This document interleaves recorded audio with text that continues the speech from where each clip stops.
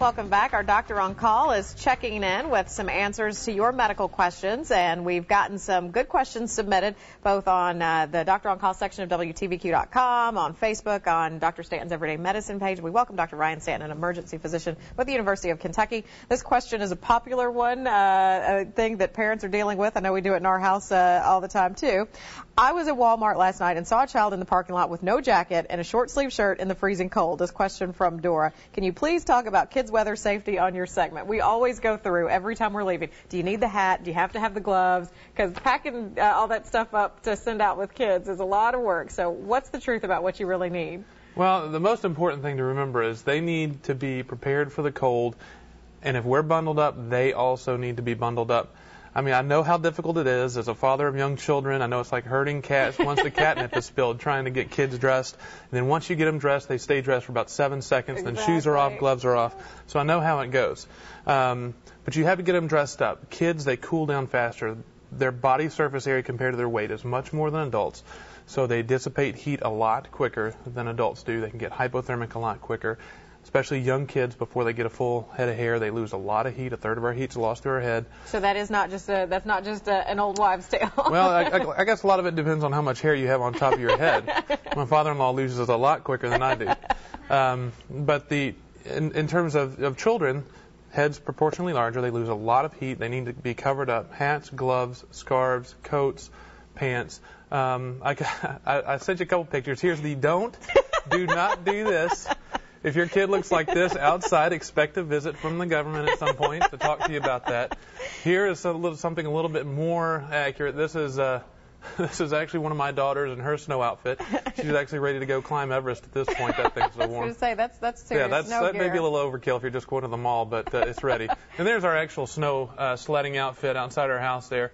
As you can see there, we got our hat to cover that bald little head she's got.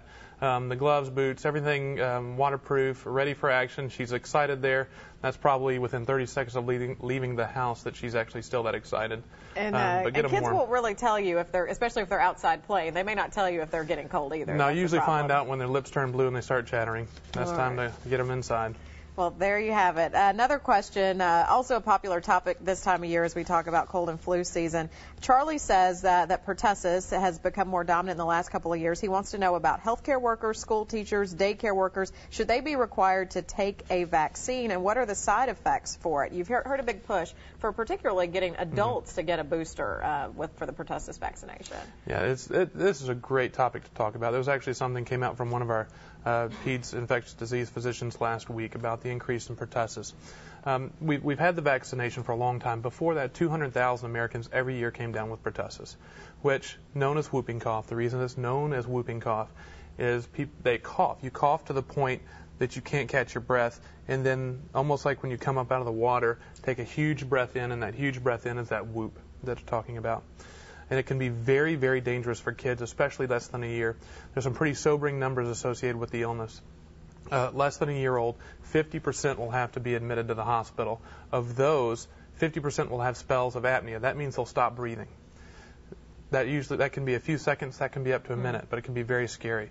20% will get pneumonia, big complication. 1% will have seizures, and that includes brain swelling on top of that, and 1% will be fatal.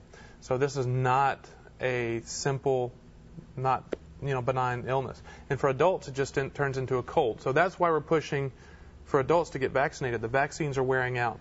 So we're getting pertussis, and then we pass it on to the kids before they get a chance to get the vaccine.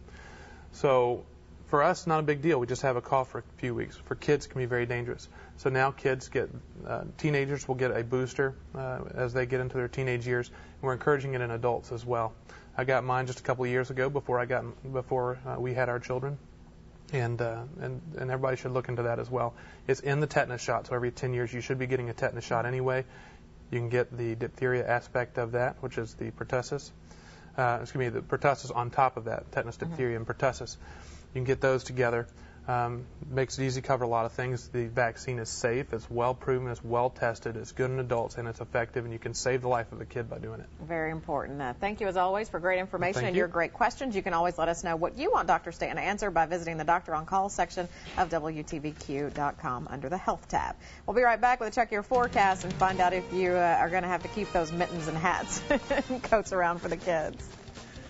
Well, you know what? Today's going to feel like a heat wave. We'll actually warm up above freezing tomorrow, close to 40 degrees, and a big cool down and another storm to talk about. I'll show you that full forecast coming right up.